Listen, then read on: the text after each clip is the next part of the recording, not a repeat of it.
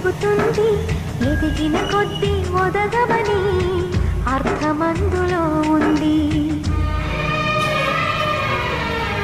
అపజయాలు కలిగిన చోటే గెలుపు పిలుపు వినిపిస్తుంది.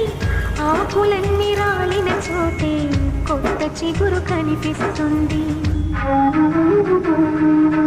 మౌనంగానే ఎదగమని మొక్క నీకు చెబుతుంది, ఎదిగిన కొద్దీ ఒదగమని అర్థమందులో ఉంది.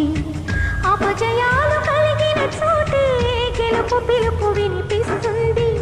ఆకులన్నీ రాలిన చోటే కొత్త చిగురు కనిపిస్తుంది.